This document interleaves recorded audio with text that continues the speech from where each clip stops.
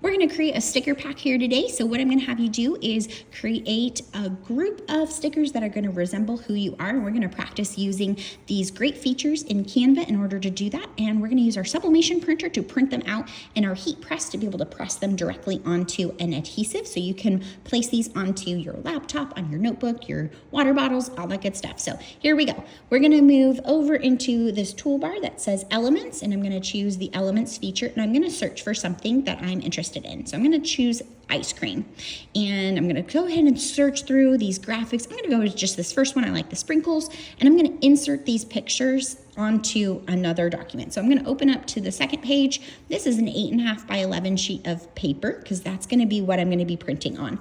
So over in my elements, I need to search for that again. Here we go. Insert my ice cream inside there.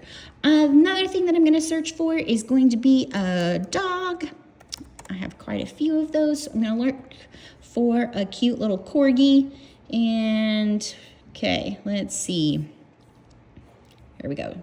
Super fun. Okay, we got this one. I'm going to size that down just so she can fit right next to it.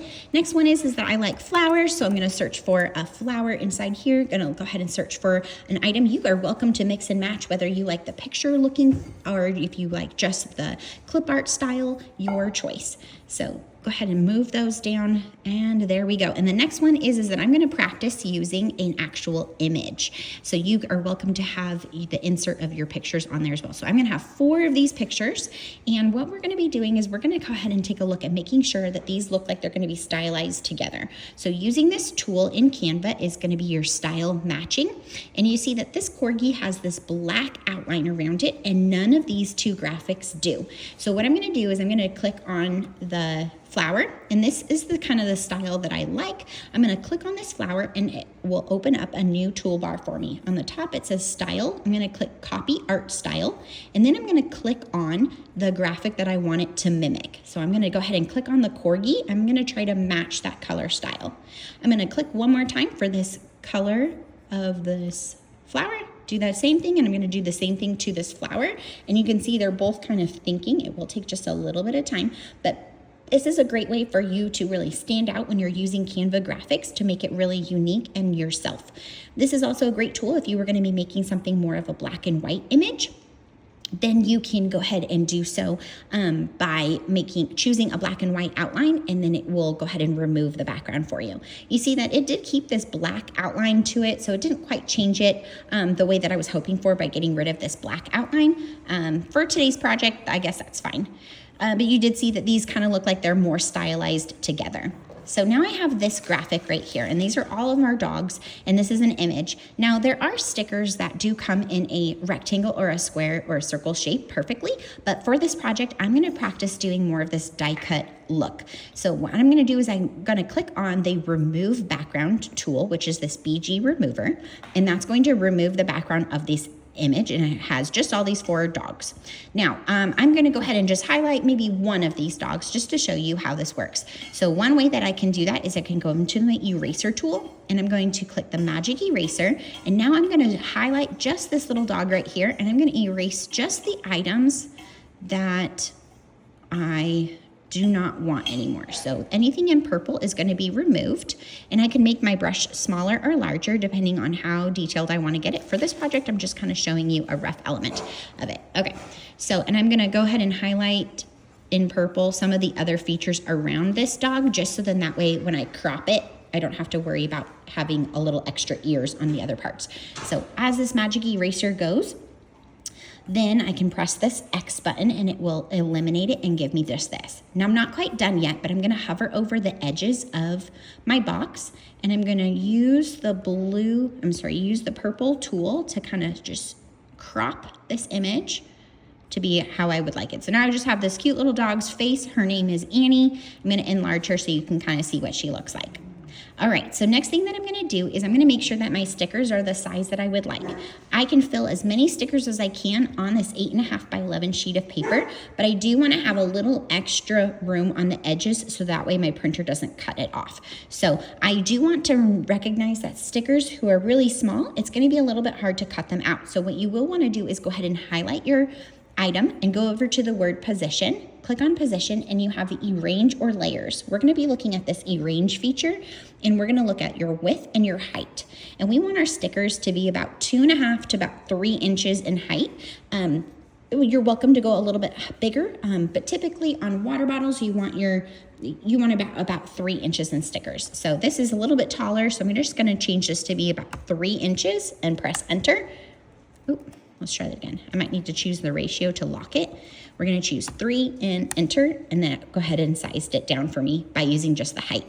This one I'm gonna show you a little differently. I'm gonna click on the flower, and I'm gonna use the arrows. When I hover over the corners, it will go ahead and size it for me. So I'm gonna hover over, and I'm gonna drag it inward, and you see the little black box will say about 3 by 3. And because it's almost like a circle or a perfect square, that's what I want. So I'm gonna choose that to be 3. And now these are gonna be roughly around the same size.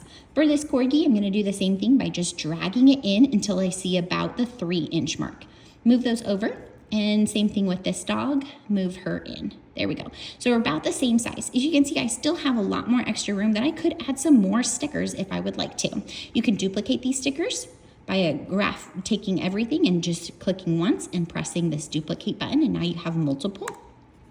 Okay, we're not quite finished yet because we do want the stickers to have this little bit of a bubble outline.